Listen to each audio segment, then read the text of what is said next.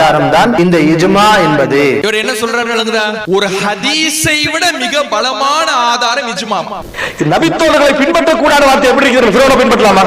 நம்ரூத பின்பற்றக்கூடாது, Abu ஜஹல பின்பற்றக்கூடாது, Abu லஹப பின்பற்றக்கூடாது, Abu Bakr சேர்த்து பாருங்க. அப்ப உங்களுக்கு வழங்க அவருடைய பவர் என்ன? ஆதாரத்தை கொடுங்கன்னா, நபித்தோழர்களை பின்பற்றுவதற்கு ஆதாரம் காட்டுங்கன்னா இப்படி ஒரு கேள்வி கேக்குறாங்க. முதல்ல இது அறிவார்ந்த கேள்வியா? நம்ம ஆரம்பத்தில் ஒரு வசனத்தை குறிப்பிட்டு காட்டினோமே, அந்த ஒரு வசனம் போதும் இது அசத்தியம் என்று நிறுவுவதற்கு. மனித கருத்துக்களையும் மார்க்க ஆதாரமாக ஆக்கக்கூடியவர்களாக இந்த சலஃபியாக்கள் என்று சொல்லக்கூடிய கொள்கையினர் வலம் வருகிறார்கள். அவர்கள் தௌஹீத் என்று இதற்கு பெயர் சூட்டிக் கொண்டாலும் இது தௌஹீதாக ஆகாது. தர்காவிற்கு செல்லக்கூடாது என்று சொல்வது மட்டும் தௌஹீத் அல்ல. முஹம்மது நபி அல்லாஹ்வுடைய தூதர், அவர்களுக்கு தான் வஹி வந்தது, வஹி மட்டும் தான் பின்பற்றுவதற்கு தகுதியான செய்தி என்ற தூதுத்துவ கொள்கை என்ன ஆச்சு? தூதுத்துவ கொள்கையை கண்டு கொள்ள தேவையில்லை என்றால் தப்லீக் ஜமாத் சத்திய கொள்கையில் பயணிக்கிறது என்று சொல்ல வேண்டும். கதைகளையும் கப்சாக்களையும் இமாம்களையும் பெரியார்களையும் மார்க்க ஆதாரமாக கொள்பவர்கள் அவர்கள் சத்திய கொள்கையில் இருக்கிறவர்களா? அவர்களுடைய கொள்கை அசத்தியம் என்று நிரூபிப்பதற்கு எந்தெந்த குர்ஆன் வசனங்களும் எந்தெந்த ஹதீஸ்களும் இருக்கிறதோ அவை அத்தனையும் இந்த சலஃபியாக்கள் என்கின்ற நவீன கொள்கையினருக்கும் பொருந்தும். அவர்களும் அசத்தியவாதிகள் என்ற அந்த குர்ஆன் வசனங்கள் நிரூபிக்கும். நபி தோழர்கள் சிறந்தவர்கள் தான், மாற்று கருத்து இல்லை. அவர்களுடைய சொந்த கருத்துக்கள் எப்படி மார்க்க ஆதாரமாக ஆகும்? அவங்க ஒண்ணு சொன்னா அதுதான் சட்டம், அதற்கு மாற்று கருத்தை தெரிவிக்க கூடாது, கண்ணை மூடி அதுல போயிடணும்னா நாளை மறுமையில் அல்லாஹ்விடத்துல தப்பிச்சிட முடியுமா? அவர் சொன்னார் சரி, அவருடைய ஆய்வின் அடிப்படையில் அவர் சொன்னார், அவருடைய மறுமை முடிவு என்ன ஆகும்னு அல்லாஹ் பாத்துக்குவான். நீ எப்படி போன அந்த வழியில?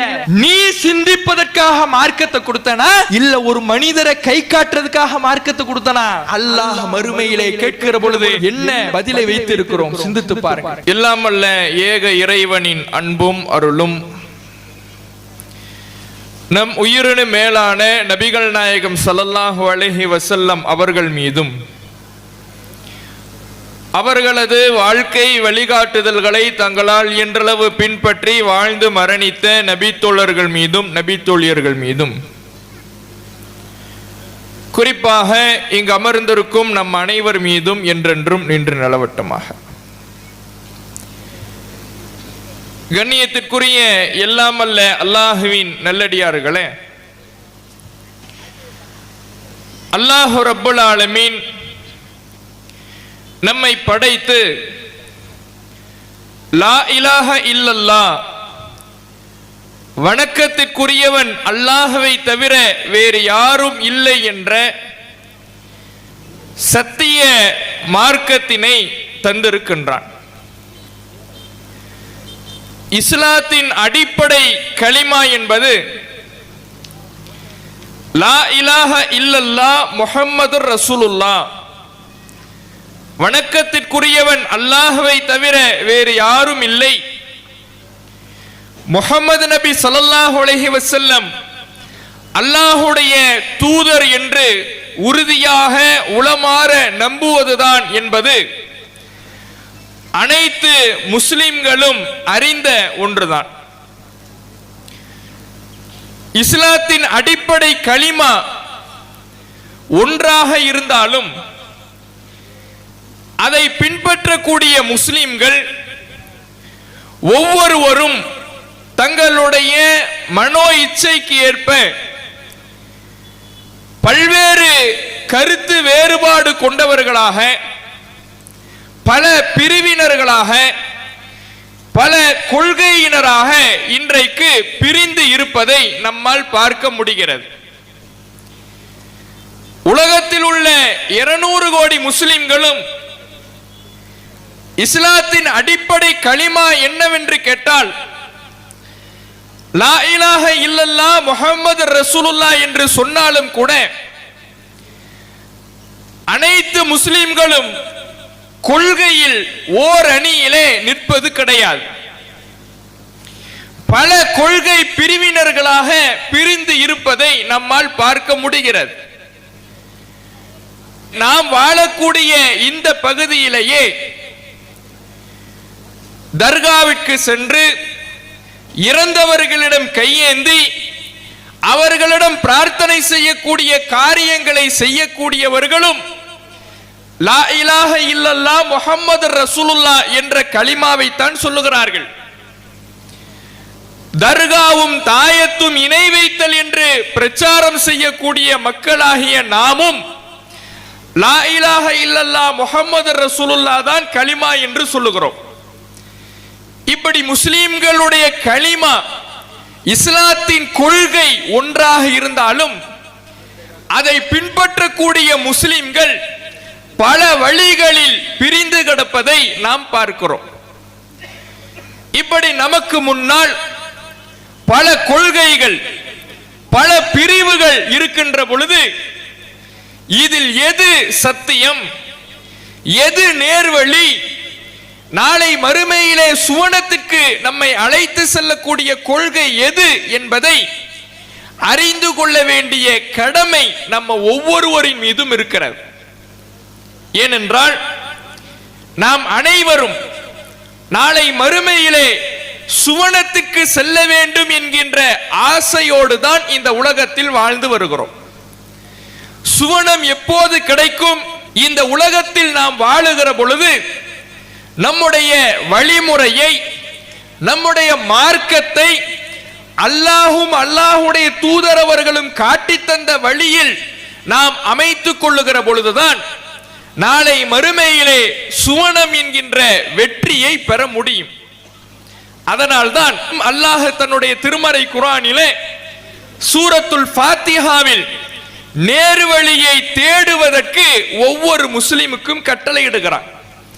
நம்முடைய ஒவ்வொரு தொழுகையிலேயும் அல்லாஹ்விடத்திலே அதை பிரார்த்தனையாக நாம் கேட்கிறோம். இஹ்தினஸ் ஸிராத்தல் முஸ்தகீம், இறைவா எங்களுக்கு நேரிய வழியை காட்டுவாயாக. ஸிராத்தல் லதீன அன்அம்த அலைஹிம் கைரில் மக்லூபி அலைஹிம் வலல்லாலீன், நேரிய வழியை எங்களுக்கு காட்டு. அந்த நேரிய வழி எத்தகையது? யாருக்கு நீ அருள் புரிந்தாயோ அவர்களுடைய வழி, எவர்களின் மீது நீ கோபம் கொண்டாயோ அவர்களுடைய வழி அல்ல. உன்னுடைய அருளை பெற்று தருகிற, உன்னுடைய அருளுக்கு பாத்திரமானவர்களின் நல்லவர்களுடைய வழியாக நேர் வழியை எங்களுக்கு கொடு. உன்னுடைய கோபத்தை பெற்றுக் கொள்பவர்களுடைய வழி எங்களுக்கு வேண்டாம். இதை ஒவ்வொரு தொழுகையிலேயும் சூரத்துல் ஃபாத்திஹாவை ஓதுவதின் மூலமாக நாம் அல்லாஹ்விடத்திலே பிரார்த்தனை செய்கிறோம். இப்படியான நேர்வழி தேடல், நேர்வழியை அறிந்து கொள்வது, எது சத்தியம் என்பதை தெரிந்து அதை பின்பற்றுவது ஒவ்வொரு முஸ்லிமின் மீதும் கட்டாய கடமையாக இருக்கிறது. எப்படி இருக்கக்கூடாது?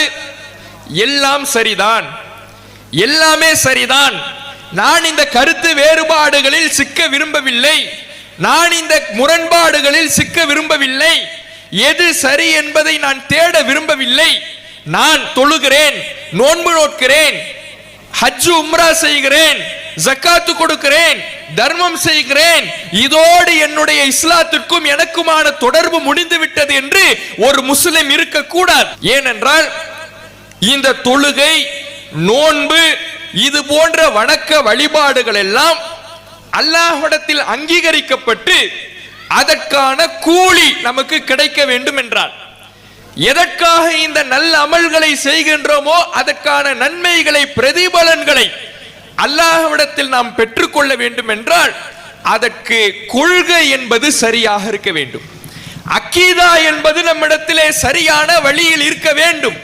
கொள்கை சரியாக அமைகிற பொழுதுதான் நம்முடைய அமல்களுக்கு அல்லாஹ்விடத்திலே கூலி கிடைக்கும்.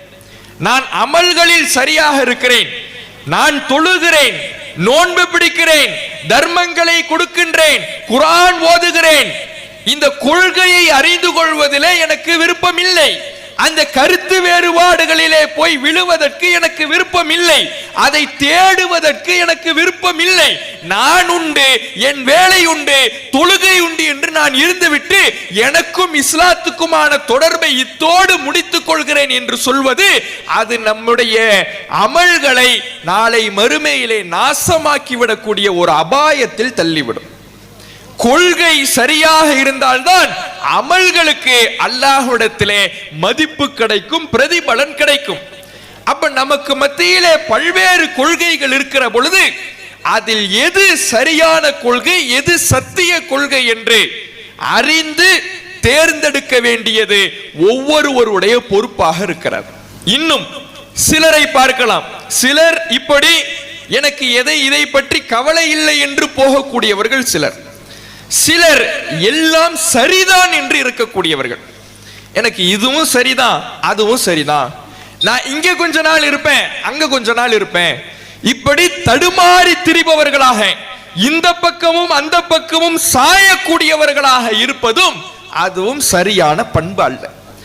அல்லாஹ் குர்ஆனிலே நயவஞ்சகர்களை பற்றி சொல்லுகிற பொழுது முதப்தபீன, அவர்கள் தடுமாறுவார்கள், இந்த பக்கமும் செல்ல மாட்டார்கள், அந்த பக்கமும் செல்ல மாட்டார்கள், நாங்கள் இரண்டையும் சரி காணுகிறோம் என்று நடுநிலையை பேணுகிறோம் என்று சில பேர் இருப்பார்கள். இது சரியான வழி அல்ல என்று அல்லாஹ் ரப்புல் ஆலமீன் குர்ஆனிலே சொல்லுகிறான். அப்ப எல்லாம் சரி என்று முடிவெடுப்பதும் சரியான பாதை அல்ல. நான் எதை பற்றியும் கண்டுகொள்ளவில்லை என்று முடிவெடுப்பதும் சரியான பாதை அல்ல. எத்தனை கருத்து வேறுபாடுகள், கொள்கை முரண்பாடுகள், பல வழிகள், பிரிவுகள் நம் கண்முன்னால் இருந்தாலும் அதனுடைய வாத பிரதிவாதங்களை கேட்டு அறிந்து அதில் எது சத்திய கொள்கை, எது நேர்வழி, எது அல்லாஹும் அல்லாஹுடைய தூதரவர்களும் அங்கீகரித்த கொள்கை என்று அறிந்து தேர்ந்தெடுப்பதுதான் நம்மை நாளை மறுமையிலே வெற்றியாளர்களாக அல்லாஹ்விடத்தில் நிறுத்தும். அல்லாஹ் குர்ஆனிலே சொல்லி காட்டுகிறான், வஅன்ன ஹாதா சிராத்தி முஸ்தகீமா, இதுதான் என்னுடைய நேரான வழி, ஃபத்தபிஊஹு, அந்த ஒரு வழியை நீங்கள் பின்பற்றுங்கள்.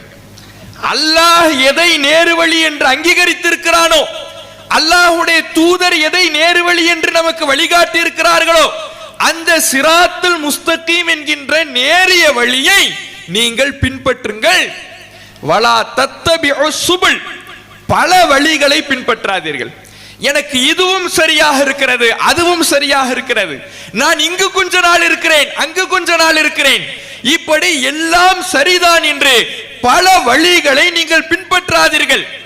ஃபதஃபர்ரக பிக்கும் அன் சபீலி, பல வழிகளை சரி கண்டீர்கள் என்றால் அது அல்லாஹ்வுடைய ஒரு வழியை விட்டும் உங்களை பிரித்து விடும். அப்ப நீங்க நேரு வழியில இருக்க மாட்டீங்க. எல்லாம் சரி என்று முடிவெடுப்பது, எல்லாமே சத்தியம்தான் என்று முடிவெடுப்பது, எல்லாமே எனக்கு ஒன்றுதான் என்று முடிவெடுப்பது அல்லாஹ்வுடைய நேரு வழியில் நம்மை இருக்க வைக்காது. அது வழி கேட்டிலே நம்மை வீழ்த்தி விடும் என்று அல்லாஹ் குர்ஆனிலே சொல்லி காட்டுகிறான். அப்ப நேர்வழி என்றால் எது?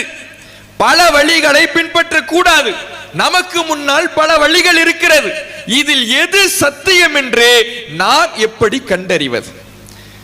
அல்லாஹ் இதற்கு திருமறை குர்ஆனிலே நேர்வழியை எப்படி கண்டறிவது, எது நேர்வழி, எல்லா வழிமுறைகளையும் நமக்கு சொல்லித் தருகிறான்.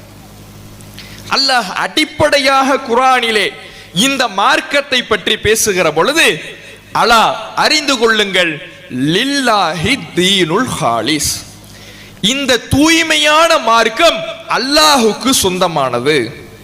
இந்த இஸ்லாமிய மார்க்கம், இந்த களப்பற்ற தூய்மையான மார்க்கம் அல்லாஹுக்கு சொந்தமானது என்று இஸ்லாத்தின் அடிப்படையான அறிமுகத்தை நமக்கு வழங்குகிறான்.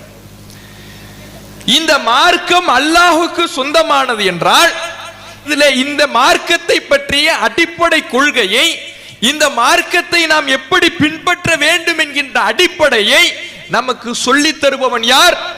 அல்லாஹ்.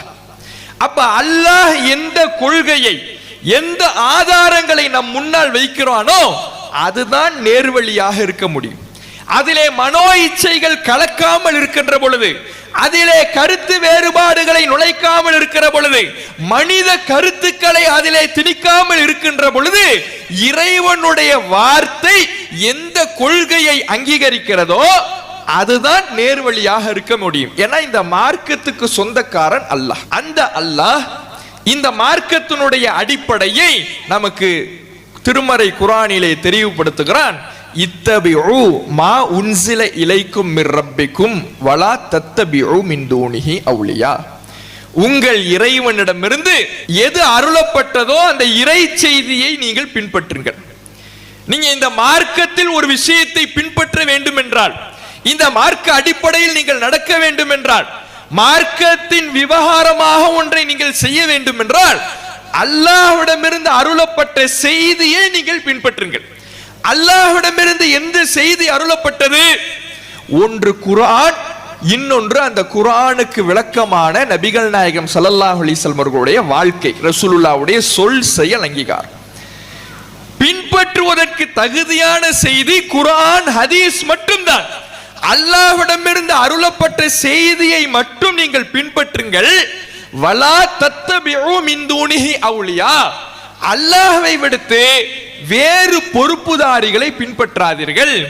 மார்க்கத்துக்கு சொந்தக்காரன் அல்லாஹ் என்று இருக்கின்ற பொழுது, இந்த மார்க்கத்துக்கு உரிமையாளன் அல்லாஹ் என்று இருக்கிற பொழுது, நீங்கள் மார்க்க விவகாரமாக ஒன்றை பின்பற்ற வேண்டும் என்றால் குர்ஆன் ஹதீஸை பின்பற்றுங்க. வேறு மற்றவர்களுடைய கருத்துக்களை பின்பற்றாதீர்கள். மார்க்கத்துக்கு வேறு பொறுப்புதாரர்கள் கிடையாது. எந்த மனிதர்களும் அல்லாஹ்வுடைய மார்க்கத்துக்கு உரிமையாளராக ஆக முடியாது. அல்லாஹ் மட்டும்தான் இந்த இஸ்லாத்துக்கு உரிமையாளன். அவனுடைய கருத்து குர்ஆனில் இருக்கிறது, ஹதீஸில் இருக்கிறது. அதை மட்டும் நீங்கள் பின்பற்றுங்கள். மனித கருத்துக்களை பின்பற்றாதீர்கள். அப்ப எது சத்தியம்? குர்ஆன் ஹதீஸை பின்பற்றுவது சத்தியம், மனித கருத்துக்களை பின்பற்றுவது அசத்தியம். அல்லாஹ் தெளிவுபடுத்துகிறான். இந்த மார்க்கத்தில் பின்பற்றுவதற்கு தகுந்த செய்தி அல்லாஹ்வுடைய செய்தி. அப்ப பின்பற்றுவதற்கு தகுதியான செய்தியான குர்ஆன் ஹதீஸை பின்பற்றுகிற பொழுது அது சத்தியமாக இருக்கும். மனித கருத்துக்களை பின்பற்றாதீர்கள் என்று சொல்லுகிறான். அப்ப குர்ஆன் ஹதீஸை விடுத்து மனித கருத்துக்களை மார்க்கமாக்கிக் கொள்ளுகிற பொழுது, மனித கருத்துக்களும் குர்ஆன் ஹதீஸை போன்று பின்பற்றுவதற்கு தகுதியான செய்தி என்று சொல்லுகிற பொழுது அது அசத்திய கொள்கையாக ஆகிவிடும். பெயரை வைத்து முடிவெடுக்க கூடாது. தௌஹீது ஜமாத் என்று இருக்கிறது, சுன்னத் வல் ஜமாத் என்று இருக்கிறது, குர்ஆன் ஹதீஸை பின்பற்றுபவர்களுடைய கூட்டமைப்பு ஜாக்கி என்று இருக்கிறது, தப்லீக் ஜமாத் என்று இருக்கிறது, அஹ்லே ஹதீஸ் என்று இருக்கிறது. பெயரை வைத்து இஸ்லாத்தினுடைய சத்தியத்தை அறிய முடியாது. சொல்லக்கூடிய கொள்கை என்ன? குர்ஆன் ஹதீஸை மட்டும் பின்பற்றுவது சத்தியம் என்று அல்லாஹ் சொல்லிவிட்டான். மனித கருத்துக்களை பின்பற்றாதீர்கள். மனித கருத்துக்களை பின்பற்றுவது அசத்தியம். எங்கே குர்ஆன் ஹதீஸ் பின்பற்றப்படுகிறதோ அங்கே சத்தியம் இருக்கிறது. எங்கே மனித கருத்துக்கள் மார்க்கத்தின் ஆதாரமாக கொள்ளப்படுகிறதோ அங்கே அசத்தியம் வந்து விடுகிறது என்பதை இந்த திருமறை குர்ஆனுடைய வசனத்திலிருந்து நாம் புரிந்து கொள்ளலாம். இதை இன்னும் விவரித்து இறைவன் பல இடங்கள்ல பேசுகிறான். அதற்கு முன்பாக ஒரு சில கிளிப்பிங்களை பார்ப்போம். 1ஆம் நம்பர் கிளிப்பை போடுங்க. என்னது குர்ஆன் சுன்னா சஹாபான்னு சொல்லணும். குர்ஆன் சுன்னா மட்டும் சொல்றவங்க வழிகேடுன்னு சொன்னா அவர்தான் வழிகேடர். அதுல எந்த விதமான சந்தேகமும் இல்லை. இந்த இஸ்லாமிய உம்மத்தில் மார்க்கம் குர்ஆன் சுன்னா மட்டும்தான். 4வது கிளிப் போடுங்க. ஒருத்தர் கொஞ்சம் அட்வான்ஸ் என்ன பண்ணணும் என்று பேசுறாரு. யார் ஒருவர் குர்ஆன் சுன்னா அது மாதிரி சஹாபா விளக்கத்தை ஆதாரம் என்று சொல்லிட்டார்களோ அது வழிகேடு அப்படின்றாங்க. இதெல்லாம் இதுவும் ஒரு பக்கம் அறியாம, அது ஒரு பக்கம். இதுல கவனிச்சீங்கன்னா முதலில் பேசுபவர் குர்ஆன் சுன்னா, குர்ஆன் ஹதீஸ் மார்க்கம். குர்ஆன் ஹதீஸ் சஹாபா என்று சொல்லக்கூடாது. குர்ஆன் ஹதீஸ் மட்டும்தான் மார்க்கம், குர்ஆன் ஹதீஸ் மட்டும் மார்க்கம் என்று சொல்பவர்களை யாராவது வழிகேடு என்று சொன்னார் அது தவறு அப்படின்னு சொல்லிட்டார். 2வது பேசுறவரு குர்ஆன் ஹதீஸ் சஹாபான் சொல்வது தவறுன்னு யாராவது சொல்றாரோ அவர்தான் வழிகேட்டில் இருக்கிறார்னு இவங்க 2 பேருமே ஒரு கொள்கையை பிரச்சாரம் செய்றாங்க. இவங்க 2 பேருமே சொல்லக்கூடிய கொள்கை சலஃபி கொள்கை. நம்ம எல்லாரும் கேள்விப்பட்டிருப்போம். அதிலும் குறிப்பாக இந்த காரைக்கால் பகுதியில இது போன்ற வார்த்தையை நீங்கள் கேள்விப்பட்டிருப்பீர்கள். மன்ஹஜு சலஃப், சலஃபி கொள்கை அப்படின்னு கேள்விப்பட்டிருப்பீங்க. சலஃப்னா என்ன? முன்னோர்கள் அப்படின்னு அர்த்தம். சலஃப்னா முன்னோர்கள். மன்ஹஜு சலஃப்னா முன்னோர்களின் வழிமுறை. சலஃபியாக்கள்னா முன்னோர்களை சார்ந்தவர்கள் அப்படின்னு அர்த்தம். அப்ப முன்னோர்களை சார்ந்தவர்கள், முன்னோர்களுடைய வழிமுறையில் பயணிப்பவர்கள், முன்னோர்களை பின்பற்றுபவர்கள் என்று ஒரு கொள்கைக்கு பெயரை வைத்திருக்கிறார்கள். நம்ம ஆரம்பத்தில் என்ன சொன்னோம்? பெயரை வைத்து சத்தியத்தை அறிய முடியாது. பெயர் என்பது எல்லாரும் நல்ல பேரை தான் சூட்டி இருப்பாங்க. சுன்னத் வல் ஜமாத் ரொம்ப சூப்பரான பேர் தான். நபி வழியை பின்பற்றுகிற கூட்டமைப்பு நல்ல பேர் தான். பெயரை வைத்து சத்தியம் அல்ல, கொள்கை என்னவாக இருக்கிறது. ஆனா இந்த கொள்கை இருக்கல, சலஃபியாங்கிற கொள்கை, கொள்கையுடைய பேரே தப்பா இருக்கு. இஸ்லாத்துல குர்ஆன் ஹதீஸை பின்பற்றுங்கள் அல்லாஹ் சொல்றான். ஆனா இவர்களுடைய கொள்கைக்கு பேரு என்ன? முன்னோர்களின் வழிமுறை, முன்னோர்களை சார்ந்தவர்கள். குர்ஆன் ஹதீஸை சார்ந்திருங்கள், மனிதர்களின் கருத்தை பின்பற்றாதீர்கள், மற்றவர்களை மார்க்கத்தின் பொறுப்பாளராக ஆக்காதீர்கள் என்று அல்லாஹ் திருமறை குர்ஆனிலே சொல்லும் பொழுது தங்களுடைய கொள்கைக்கு பெயரே என்ன? முன்னோர்களை சார்ந்தவர்கள். பெயரே தப்பா இருக்கா இல்லையா? பெயரே தப்பா இருக்கிறது, கொள்கை எப்படி இருக்குது? மனிதர்களின் கருத்தை பின்பற்றாதீர்கள் என்று அல்லாஹ் குர்ஆனிலே தெளிவுபடுத்தும் பொழுது மனித கருத்துக்களை மார்க்க ஆதாரமாக ஆக்கக்கூடிய ஒரு கொள்கையை இவர்கள் சொல்றாங்க. இந்த ரெண்டு பேருமே சலஃப்ங்கிற ஒரு கொள்கையை சொல்லக்கூடியவங்க. முதல்ல சொல்றவரே குர்ஆன் ஹதீஸ் இடத்துக்கு வேற எதுவுமே வராது, குர்ஆன் ஹதீஸ மட்டும் பின்பற்றவங்களை வழிகேடுன்னு ஒருத்தர் சொல்றாருன்னா அவர்தான் வழிகேடுன்னு சொல்றாரு.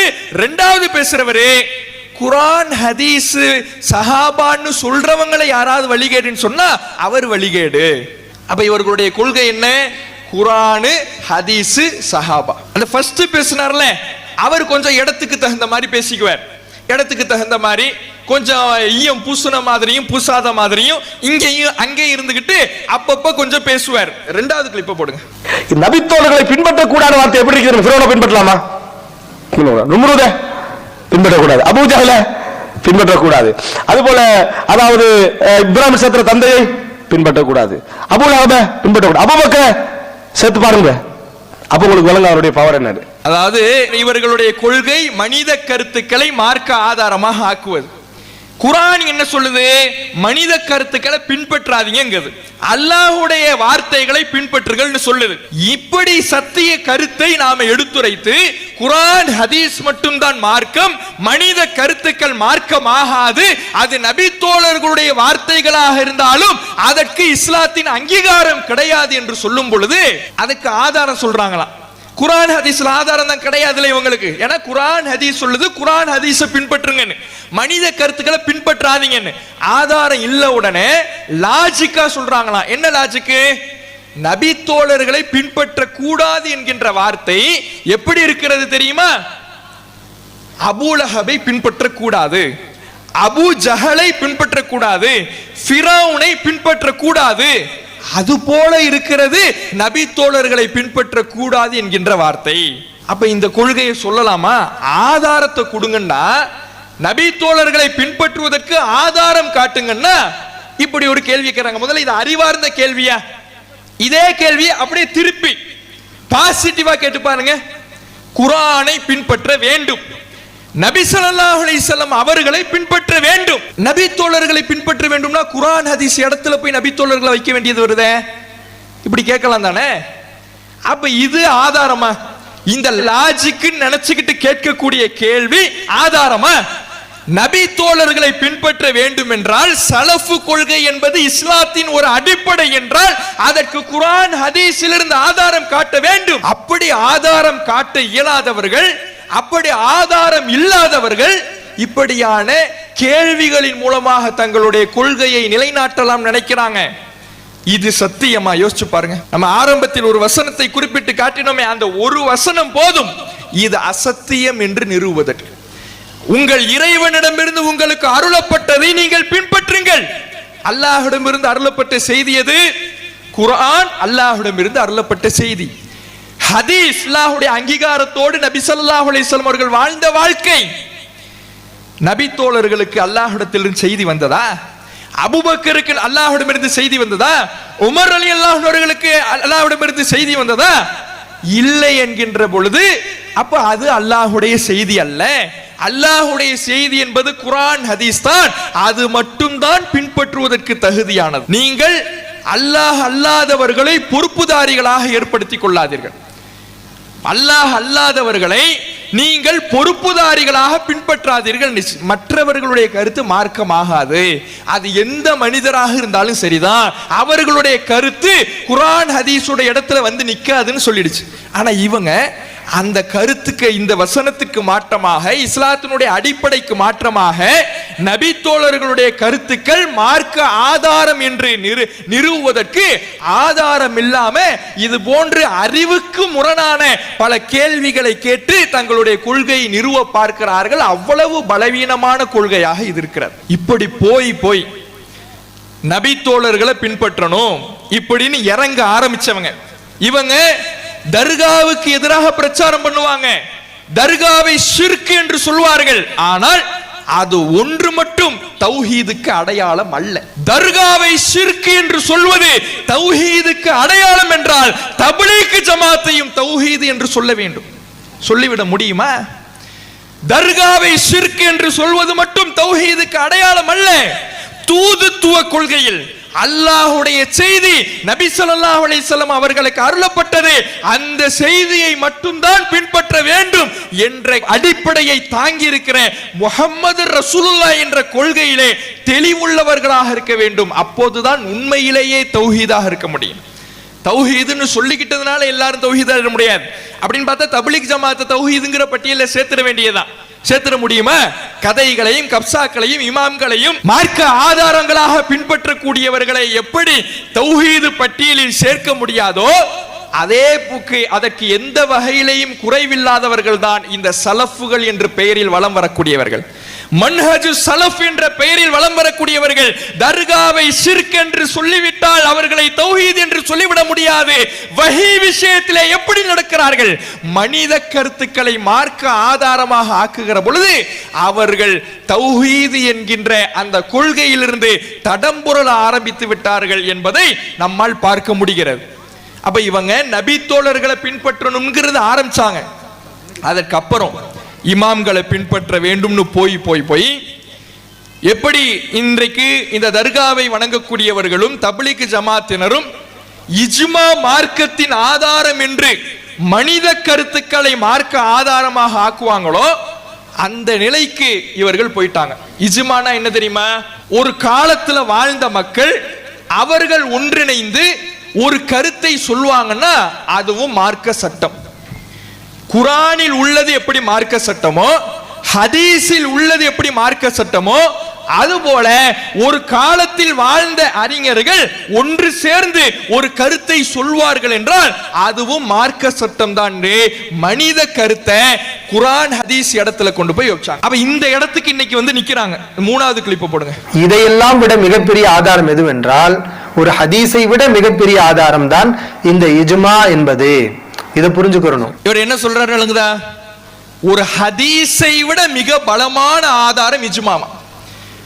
ஒரு இறை நம்பிக்கையாளருடைய வாயிலிருந்து இப்படியான வார்த்தை வரலாமா? ஹதீஸ் என்பது இறைவனுடைய அங்கீகாரம் பெற்ற செய்தி.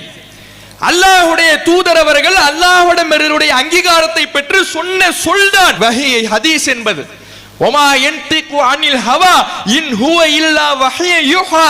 இந்த நபி மனோ இச்சைப்படி பேச மாட்டார். இவர் பேசுவது அல்லாஹ்வுடைய வஹி.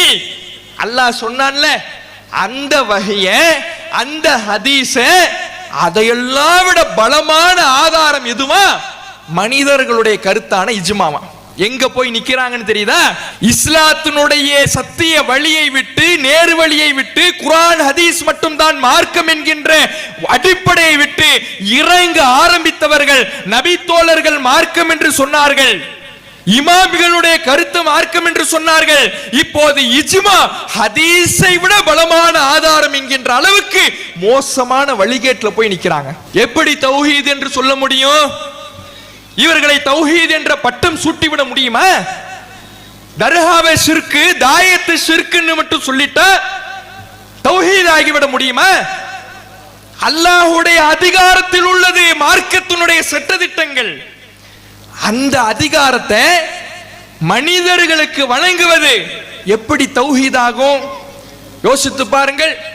இந்த மார்க்கம் அல்லாஹுக்கு சொந்தமானதுன்னு சொன்னோம். அல்லாஹுக்கு சொந்தமானதுன்னா என்ன அர்த்தம்? இந்த மார்க்கத்தில் என்ன சட்டதிட்டங்கள், எதை செய்யணும், எதை செய்யக்கூடாது, எதை பின்பற்றணும், எதை பின்பற்றக்கூடாது, எல்லா அடிப்படைகளையும் நமக்கு சொல்லி தருபவன் அல்லாஹ் தான். அதான் அல்லாஹ்வுக்கு சொந்தமான மார்க்கம்ங்கிறது அர்த்தம். எல்லாவற்றையும் நமக்கு தெரியப்படுத்துபவன் அல்லாஹ்.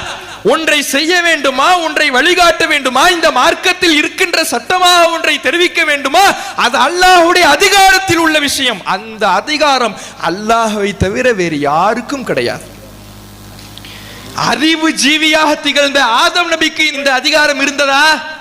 அல்லாஹ் வழங்கவில்லை. அல்லம ஆதமல் அஸ்மா குல்லஹா, ஆதமுக்கு அனைத்து பெயர்களையும் அல்லாஹ் கற்றுக் கொடுத்தான் என்று ஆதம் நபியினுடைய அறிவை இறைவன் மிச்சி பேசுகிறான்.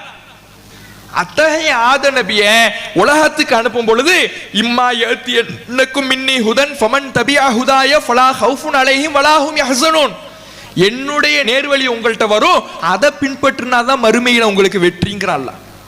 உங்க இஷ்டத்துக்கு நடக்க கூடாது, உங்க மனசுல தோன்றதை எல்லாம் செய்யக்கூடாது.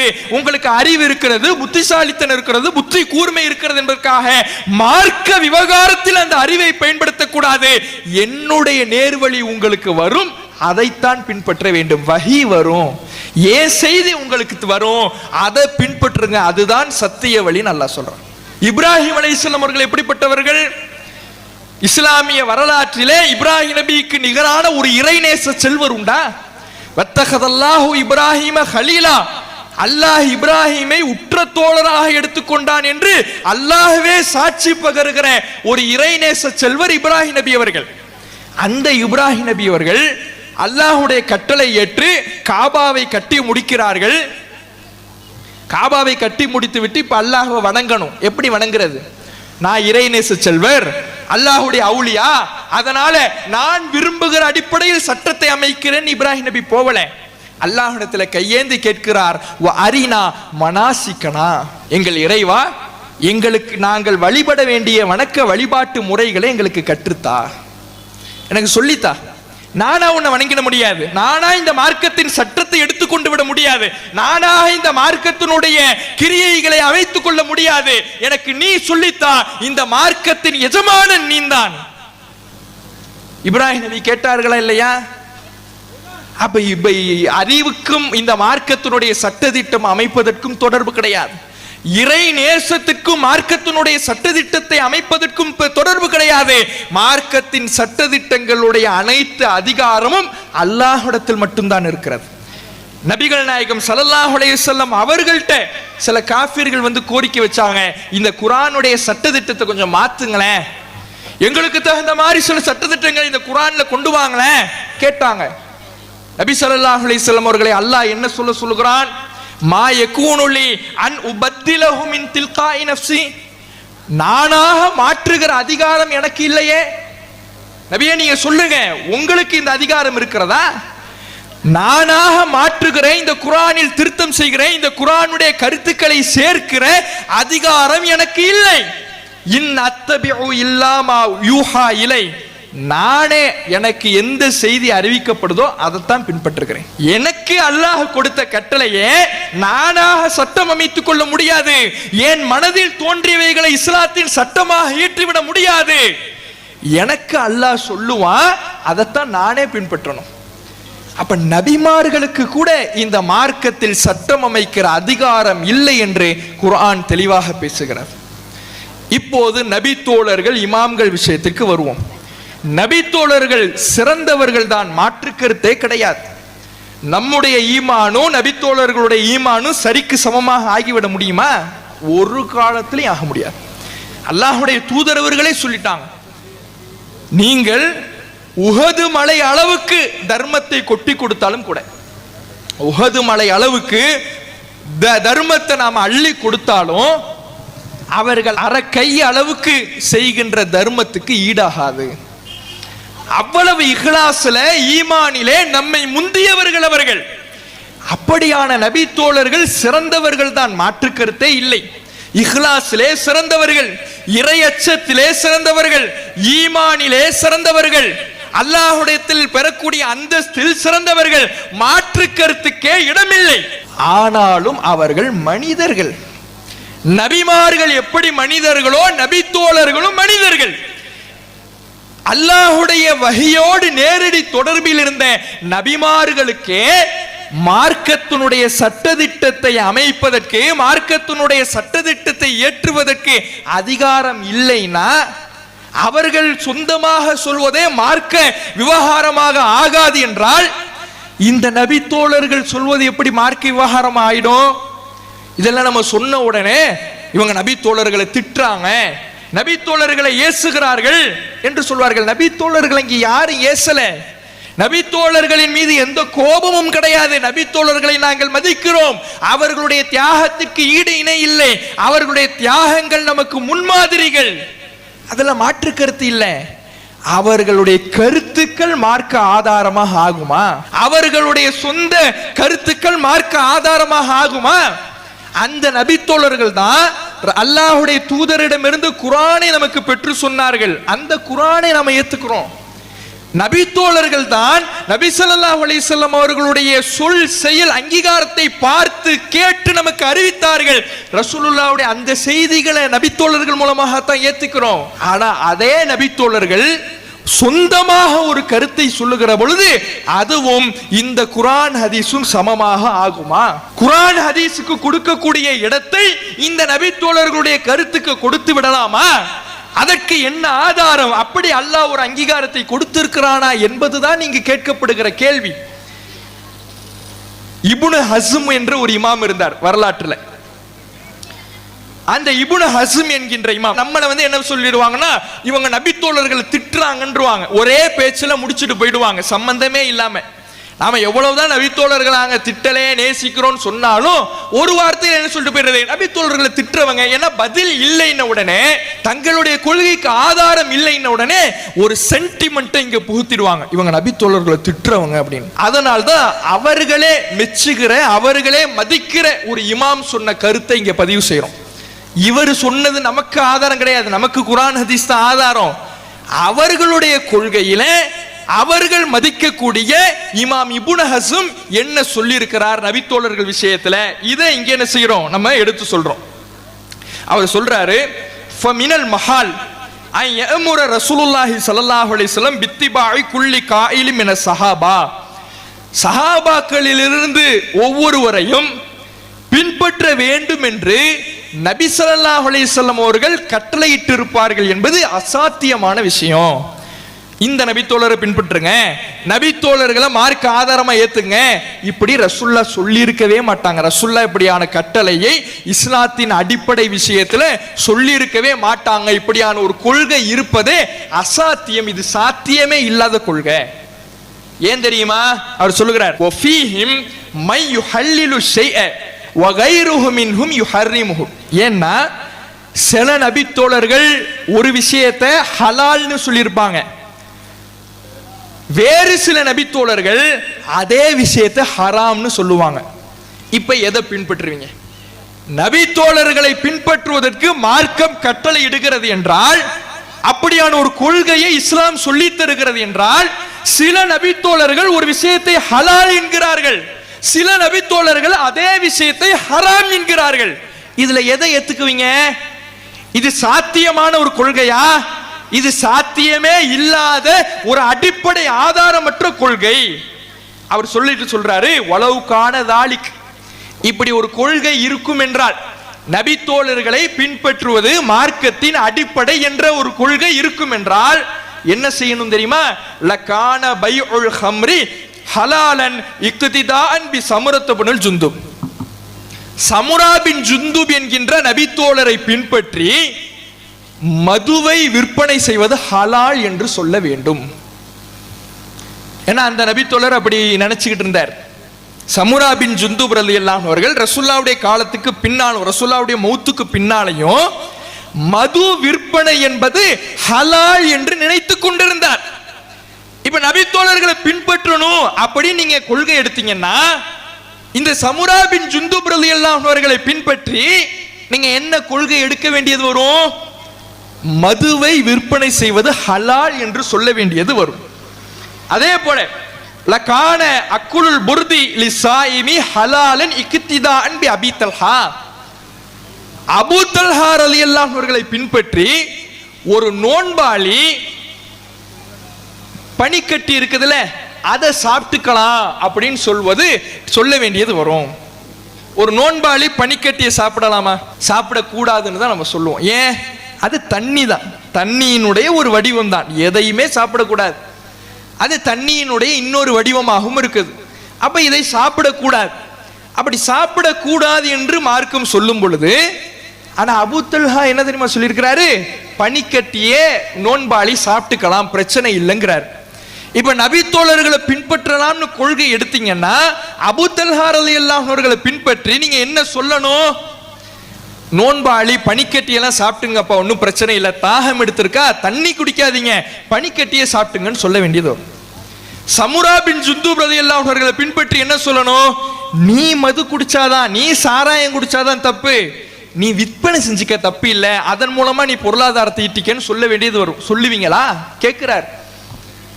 யார் கேட்கிறார்? இமாம் இப்னு ஹஸ்ம் அவர்கள் இதை தன்னுடைய இஹ்காம் என்கின்ற நூலிலே கேள்விகளாக பதிவு செய்கிறார். இன்னும் அவர் சொல்லுகிறார், இப்படி நபி தோழர்களுடைய கருத்துக்கள்ல அவங்க சில சரியான கருத்துக்களையும் சொல்லியிருக்கலாம், தவறான கருத்துக்களையும் நிறைய சொல்லி இருக்கிறாங்க. அது அவர்களுடைய வரலாறுல நமக்கு நிறைய ஆதாரங்கள் கிடைக்கிறது. இப்படி தவறு செய்யக்கூடிய ஒரு கூட்டத்தாரை நபி ஸல்லல்லாஹு அலைஹி வஸல்லம் அவர்கள் எப்படி பின்பற்ற சொல்லுவாங்க? அவர் கேட்கிறார்.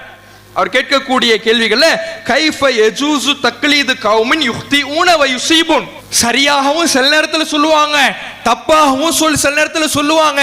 இப்படியான ஒரு கூட்டத்தாரை பின்பற்ற வேண்டும் என்று மார்க்கம் எப்படி சொல்லும்?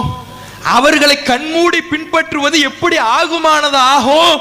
குர்ஆன் ஹதீஸ்ல தவறுக்கு இடம் இல்லை, குர்ஆன் ஹதீஸ் தான் தப்புக்கு அப்பாற்பட்ட செய்தி. அப்படியான செய்தியை பின்பற்றுவது மார்க்கத்துல கடமை. இந்த நபி தோழர்களுடைய கருத்தில் தப்பு இருக்குதே, தப்பு உள்ள ஒரு கருத்தை எப்படி பின்பற்றுவது மார்க்கம் சொல்லணும்? அவர் கேட்கிறார். கேட்டுவிட்டு இவர்களுக்கு ஒரு மறுப்பையும் சொல்லுகிறார். என்ன மறுப்பு தெரியுமா? இந்த நபி தோழர்களை பின்பற்ற வேண்டும் என்று சொல்பவர்கள், இந்த சலஃபி கொள்கையை சார்ந்தவர்கள், இன்னைக்கும் இவர்கள் இந்த காரணத்தை தான் சொல்லுவாங்க. நாங்க ஏன் நபி தோழர்களை பின்பற்றோம்னு சொல்லணும்னா, அவங்க தானே ரசூலுல்லாஹ்வுடைய காலத்தோட வாழ்ந்தாங்க. ஆதாரம் ஆரம்பத்தில் நம்ம கேட்டோம்னா ஆதாரமே இல்லை. நம்ம ஆரம்பத்திலே ஒரு கிளிப்பிங்க போட்டோம்ல, என்ன கிளிப்பிங் போய் அதுல என்ன கேட்டாங்க? கேட்ட கேள்வி அபூஜஹலை பின்பற்ற கூடாதுன்னு சொல்ற மாதிரி இருக்கிறது, அபூபக்கரை பின்பற்ற கூடாது என்பது. இப்படி கேள்விதான் வரும், ஆதாரம் வராது. அது மாதிரி இவங்க என்ன பண்ணுவாங்கன்னா, ஆதாரத்தை சொல்லாம ஒரு சென்டிமெண்ட்டை சொல்லுவாங்க. என்ன சென்டிமெண்ட்? நபி தோழர்கள் யார்? ரசூலுல்லாஹ்வோடு இருந்தவங்க இல்லையா? குர்ஆன் ஹதீஸ் இறங்குகிற காலத்தில் வாழ்ந்தவர்கள் இல்லையா? அவர்கள் சொல்வது சரியா இருக்குமா, நீங்க சொல்றது சரியா இருக்குமா? இப்படி ஒரு கேள்வி, ஒரு சென்டிமெண்ட்டை போடுறது. ஆதாரம் இல்லாதவர்கள் தான் சென்டிமெண்ட் கொக்கியின் மூலமாக மக்களை கவர நினைப்பாங்க. இதுக்கு இவர் பதில் சொல்றார். வம்மா கௌலுஹும் இன்ன ஸஹாபத ரலியல்லாஹு அன்ஹும் ஷஹீதுல் வஹ்ய ஃபஹும் அலமு பிஹி, நபி தோழர்கள் தான் வஹி இறங்கிய காலத்தில் நேரடியாக அதை கண்கூடாக கண்டவர்கள், அதனால் அவர்கள் தான் அந்த வஹியை குறித்து நன்கறிந்தவர்கள், எனவே அவர்களை நாம் பின்பற்ற வேண்டும் என்று சொல்வார்கள் என்றால் இது எங்க கொண்டு போய் சேர்க்கும் தெரியுமா? ரசூலுல்லாஹ்வுடைய காலத்துல சஹாபாக்கள் வாழ்ந்தாங்க, அதனால அவங்கள பின்பற்றணும். ரசூலுல்லாஹ்வுடைய காலத்தில் வாழ்ந்த சஹாபாக்கள் காலத்துல தாபீன்கள் வாழ்ந்தாங்க, அதனால அந்த தாபீன்களையும் பின்பற்றணும். ரசூலுல்லாஹ்வுடைய காலத்தில் வாழ்ந்த சஹாபாக்களுடைய காலத்தில் வாழ்ந்த தாபீன்கள் காலத்தில் வாழ்ந்த தபா தாபீன்களை நாம பின்பற்றணும். இப்படி ஒவ்வொரு தலைமுறை, ஏன்னா தலைமுறையை பார்த்து பார்த்து தானே வந்திருக்கிறாங்க, அப்ப எல்லாரையும் பின்பற்றணும்னு சொல்லிட்டு போங்க. குர்ஆன் ஹதீஸின் அடிப்படையில் நிக்காம வஹி இறங்கிய காலத்தில் வாழ்ந்தவர்கள் என்ற ஒரு காரணத்தை சொல்வீர்கள் என்றால், சஹாபாக்கள் வஹி இறங்கின காலத்துல வாழ்ந்தவங்க, அந்த சஹாபாக்களை யார் பார்த்தா? தாபீன்கள் பார்த்தாங்களே, அப்ப தாபீன்களையும் பின்பற்றணும்னு சொல்லுங்க. அந்த தாபீன்களை யார் பார்த்தா? தபா தாபீன்கள் பார்த்தாங்களே, அவங்கள பின்பற்றணும்னு சொல்லுங்க. இப்படியே ஒவ்வொரு காலமா அவங்கள பார்த்தாங்க, இவங்கள பார்த்தாங்கன்னு உங்க காலத்துல உள்ள ஒவ்வொருத்தவரையும் பின்பற்றிட்டு போவீங்களா கேட்கிறார். அப்ப எவ்வளவு ஒரு அறிவுக்கு முரணான ஒரு விஷயம். அவர்கள் வஹீயின் காலத்துல வாழ்ந்தவர்கள், யாரு மாற்று கருத்து சொன்னா? அவர்கள் தான் குர்ஆனை நமக்கு எடுத்து சொன்னார்கள், அந்த குர்ஆனை எடுத்துக்கொள்கிறோம். அவர்கள் தான் ஹதீஸை நமக்கு அறிவிக்கிறார்கள், ஹதீஸை ஏற்றுக்கொள்கிறோம். அது இல்லாம, குர்ஆன் ஹதீஸ் இல்லாம அவர்கள் தங்களுடைய சொந்த கருத்தை சொல்லுகிற பொழுது அது மார்க்க ஆதாரமாக ஆகுமா? அதுதான் இங்கே கேள்வி. அதற்கு என்ன ஆதாரம்? எந்த ஆதாரமும் கிடையாது. இன்னொன்னு என்ன சொல்லுவாங்கன்னா, இப்படி வஹியை அவங்க நேரடியா பார்த்தவங்கம்பாங்க. இன்னொன்னு என்ன, நமக்கு தெரியாது, புராண திசை படிச்சா புரியாது, சஹாபாக்களுக்கு தான் தெரியும், அவங்களுடைய கருத்தை தான் நம்ம ஏத்துக்கணும் அப்படிம்பாங்க. இப்படி அல்லாஹ் குர்ஆன்ல சொல்றான். குர்ஆன் ஹதீஸ் மக்களுக்கு புரியாது, ஒரு காலத்தவருக்கு மட்டும்தான் புரியும்னு அல்லாஹ் சொல்றான். நபி தோழர்களுக்கு தான் குர்ஆன் ஹதீஸ் புரியும், மற்ற மக்களுக்கு புரியாது. அப்படியா சொல்றான்? யஸ்ஸர்னல் லிஸ்ஸிக்ர், இந்த குர்ஆன் அறிவுரை பெறுபவர்களுக்கு இந்த குர்ஆன் சிந்திப்பதற்கு இலகுவானது. இந்த குர்ஆன் அவ்வளவு இலகுவாக நாம் ஆக்கி இருக்கிறோம்ங்கற அல்லாஹ். இந்த குர்ஆனை இறைவன் இலகுவாக்கி இந்த குர்ஆனை புரிவதற்கு தான் இன்னொரு செய்தியை அல்லாஹ் தரான். என்ன செய்தி? ஹதீஸ்ங்கற செய்தி. லிதுபய்யின லின்னாஸி மா நுஸில இலைஹிம், இந்த மக்களுக்கு அருளப்பட்ட செய்தியை நபியே நீங்கள் விளக்குவதற்காக, தெளிவுபடுத்துவதற்காக, குர்ஆனை தெளிவுபடுத்துவதற்கு தான் ஹதீஸ். அப்ப குர்ஆனை அல்லாஹ் இலகுவாக தந்திருக்கிறான். அந்த இலகுவான செய்தியை நமக்கு புரிய வைப்பதற்காகத்தான் ஹதீஸை தந்திருக்கிறான். என்னை போன்று விளக்குபவர் யாருமே கிடையாது என்று அல்லாஹ் சொல்லுகிறான். அப்பையும் இல்ல இல்ல எனக்கு குர்ஆன் ஹதீஸ் புரியல, நபி தோழர்கள் சொன்னாதான் புரியுதுன்னா, அப்ப அல்லாஹ்வுடைய வார்த்தையை விட இந்த நபி தோழர்களுடைய வார்த்தையை உயர்த்துறாங்களா இல்லையா? அல்லாஹ் சொன்னது எனக்கு புரியல, அல்லாஹ் எளிமைப்படுத்தி இருக்கிறேன்னு சொன்னது எனக்கு புரியல, அந்த எளிமையான விஷயத்தை புரிய வைக்கிறதுக்காக ஹதீஸையும் அல்லாஹ் தந்திருக்கிறானே, அந்த விளக்கமும் எனக்கு புரியல. நபி தோழர்கள் விளக்கி சொன்னா தான் எனக்கு புரியுதுன்னா, அப்ப இங்கே யாருடைய வார்த்தையை விட யாருடைய வார்த்தையை மேலாக்குறாங்க? அல்லாஹ்வுடைய வார்த்தை எனக்கு புரியல, அல்லாஹ் விளக்கி சொல்வது எனக்கு புரியல, அல்லாஹ் தெளிவுபடுத்துவது எனக்கு புரியல, நபி தோழர்கள் தெளிவுபடுத்தினாதான் எனக்கு புரியுதுன்னா, இந்த கொள்கை எப்படிப்பட்ட கொள்கை? யோசிச்சு பாருங்க. இப்படி வெறும் சென்டிமெண்ட்டுகளை மட்டும் வைத்துதான் தங்களுடைய கொள்கையை நிறுவ பார்க்கிறார்கள். கடைசியில் அவர்கள் கொண்டு வரக்கூடிய ஒரு குர்ஆன் வசனம் என்ன தெரியுமா? ஆரம்பத்தில் நாம பார்த்தோம்ல, இஜ்மான் சொன்னதற்கும் சஹாபாக்கள் மார்க்கத்தின் ஆதாரம் என்று சொன்னதற்கும் அவர்கள் சொல்லக்கூடிய ஒரு ஆதாரம் என்னவென்றால், திருமறை குர்ஆன்ல இடம்பெறக்கூடிய ஒரு வசனத்தை அவங்க என்ன செய்வாங்க? மேற்கோள் காட்டுவாங்க. சூரத்துன் நிசா 4வது அத்தியாயம் 115வது வசனத்துல இடம்பெறக்கூடிய ஒரு வசனம். அந்த வசனம் என்ன சொல்லுது? ஒமை யுஷாக்கிர் ரசூல், யார் தூதருக்கு முரண்படுகிறாரோ, மிம்பஅதி மா தபய்யன லஹுல் ஹுதா, நேர்வழி தெளிவானதற்கு பிறகு தூதருக்கு யார் முரண்படுகிறாரோ, வயத்தபி கைர சபீலில் முஃமினின், மூமின்களுடைய வழி அல்லாததை யார் பின்பற்றுகிறாரோ, நுவல்லிஹி மா தவல்லா, அவர் செல்லுகின்ற விதத்தில் நாம் விட்டு விடுவோம், வ நுஸ்லிஹி ஜஹன்னம், நரகத்தில் அவரை கருகச் செய்வோம், வ சாஅத் மசீரா, அது திரும்பும் இடத்தால் கெட்ட இடமாக இருக்கிறது என்று அல்லாஹ் சொல்லுகிறான். அப்ப இந்த வசனத்துல அல்லாஹ் 2 சாராரை பற்றி பேசுறான். ஒன்னு யாரு? தூதருக்கு யார் முரண்படுகிறாரோ அவரும் நரகத்துக்கு போவாரு. மூமின்களுடைய வழி அல்லாததை யார் பின்பற்றுகிறாரோ அவரும் நரகத்துக்கு போவாரு. அதனால மூமின்களுடைய வழியை பின்பற்றணும். மூமின்களுடைய வழி, மூமின்கள்னா யாரு? நபி தோழர்கள் தான், இமாம்கள் தான், முன்னாடி காலத்துல வாழ்ந்த அறிஞர்கள் தான் மூமின்கள், அவங்களை நாம பின்பற்றணும். இப்படி ஒரு வியாக்கியானம் கொடுப்பாங்க. முதல்ல இந்த வசனத்திலிருந்து இவர்கள் ஆதாரம் எடுக்கிறதா இருந்தா, இவர்கள் சொல்லக்கூடிய மனித கருத்துக்களை மார்க்கமாக்குகிற கொள்கைக்கு இந்த வசனத்தை ஆதாரம் காட்டுவதாக இருந்தால், மூமின்களை பின்பற்ற வேண்டும்னா உங்களை நாம் பின்பற்ற, என்ன நீங்க பின்பற்றுங்கன்னு ஒவ்வொருத்தவரும் எல்லாத்தையும் பின்பற்றணும். ஆனா அங்க என்ன பண்ணுவாங்க? ஒரு மட்டுப்படுத்துவாங்க. மூமின்கள்னா எல்லாரும் கிடையாது, நபித்தோழர்கள் தான், இமாம்கள் தான். இதுக்கு முதல்ல என்ன ஆதாரம்? மூமின்கள்னா நபித்தோழர்களை மட்டும்தான் குறிக்கும் அப்படிங்கிறதுக்கு என்ன ஆதாரம்?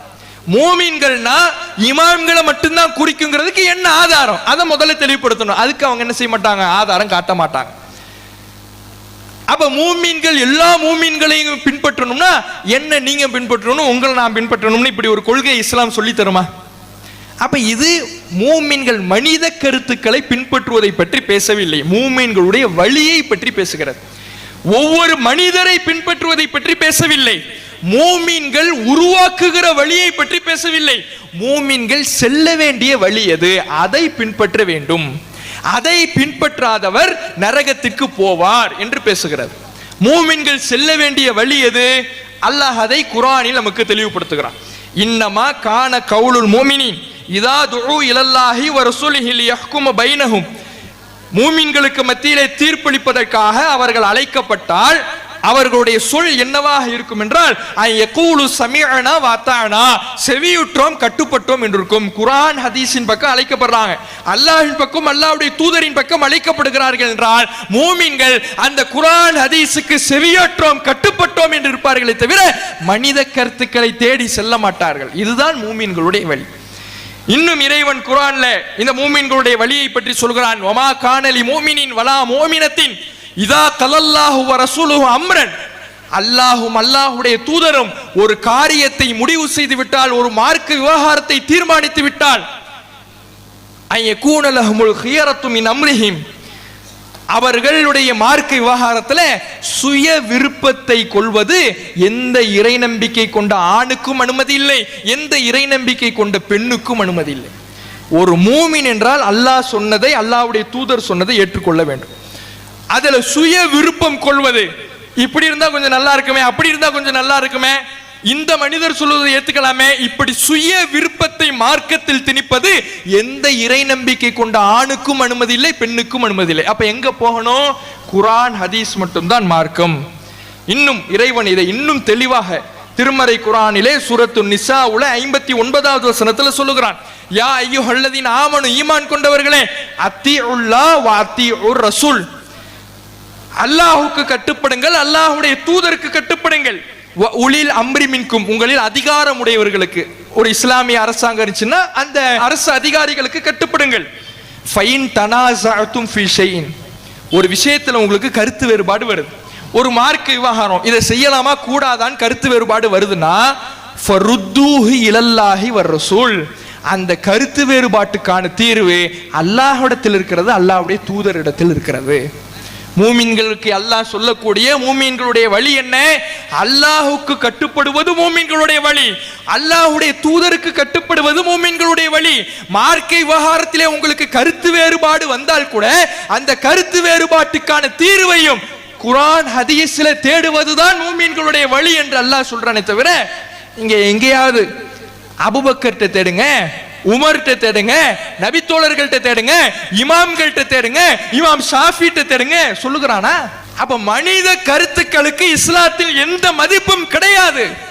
குர்ஆன் ஹதீஸ் மட்டும்தான் மார்க்கத்தின் அடிப்படை என்பதை திருமறை குர்ஆன் நமக்கு சொல்லித் தருகிற பொழுது அந்த அடிப்படைக்கு மாற்றமாக மார்க்கத்தினுள்ளே மனித கருத்துக்களையும் மார்க்க ஆதாரமாக ஆக்கக்கூடியவர்களாக இந்த சலஃபியாக்கள் என்று சொல்லக்கூடிய கொள்கையினர் வலம் வருகிறார்கள். அவர்கள் தௌஹீத் என்று இதற்கு பெயர் சூட்டி கொண்டாலும் இது தௌஹீதாக ஆகாது. தர்காவிற்கு செல்லக்கூடாது என்று சொல்வது மட்டும் தௌஹீத் அல்ல. முஹம்மது ரசூலுல்லாஹ் என்ற முஹம்மது நபி அல்லாஹ்வுடைய தூதர், அவர்களுக்குத்தான் வஹி வந்தது, வஹி மட்டும் தான் பின்பற்றுவதற்கு தகுதியான செய்தி என்ற தூதுத்துவ கொள்கை என்ன ஆச்சு? தூதுத்துவ கொள்கையை கண்டு கொள்ள தேவையில்லை என்றால் தப்லீக் ஜமாத் சத்திய கொள்கையில் பயணிக்கிறது என்று சொல்ல வேண்டும். கதைகளையும் கப்சாக்களையும் இமாம்களையும் பெரியார்களையும் மார்க்க ஆதாரமாக கொள்பவர்கள் அவர்கள் சத்திய கொள்கையில் இருக்கிறவர்களா?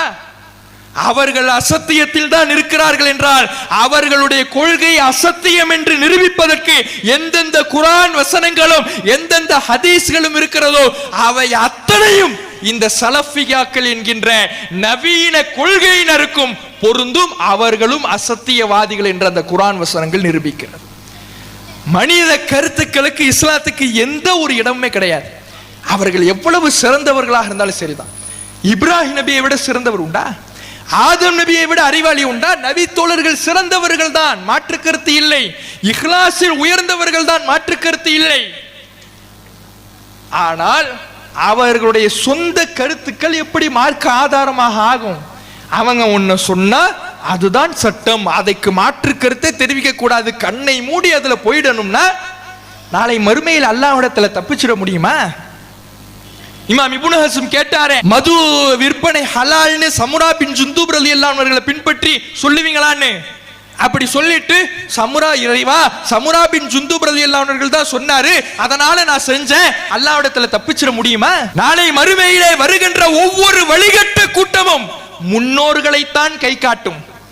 யா அல்லாஹ், அவங்க தான் எனக்கு சொல்லி கொடுத்தாங்க, நான் யோசிச்சு பார்க்கல, நான் சிந்திக்கல, எனக்கு எதுவும் தெரியாது, ஏதோ என் முன்னோர்கள் போனாங்க, மூதாதையர்கள் போனாங்க, அந்த வழியில நான் போயிட்டேன். அவர்கள் நரக படுகுழியிலே கிடப்பார்கள் என்று குர்ஆன் சொல்லுது. யௌம துகல்லபு வஜூஹுஹும் ஃபின்னார், சில முகங்கள் நரகத்திலே போட்டு புரட்டப்படும். அவர்கள் சொல்வார்கள், யா லைத்தனா அத்தஅன அல்லாஹ் வ அத்தஅன ரசூலா, உலகத்துல வாழ்ந்தப்பவே நாங்க அல்லாஹ்வுக்கும் அல்லாஹ்வுடைய தூதருக்கும் மட்டும் கட்டுப்பட்டு இருக்க கூடாதா?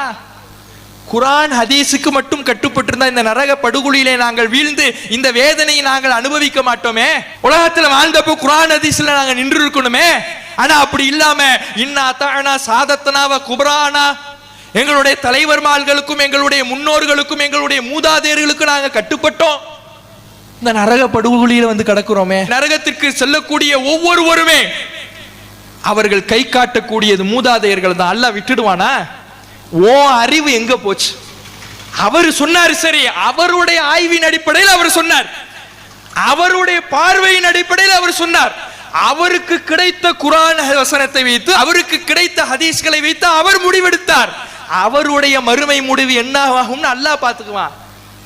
நீ எப்படி போன அந்த வழியில? இல்ல, அல்லாஹ் அவர் தான் சொன்னாரு, இந்த நபித்தோழர் தான் சொன்னாரு, இந்த இமாம் தான் சொன்னாரு, விட்டுடுவானா? ஓ அறிவு எங்க போச்சு?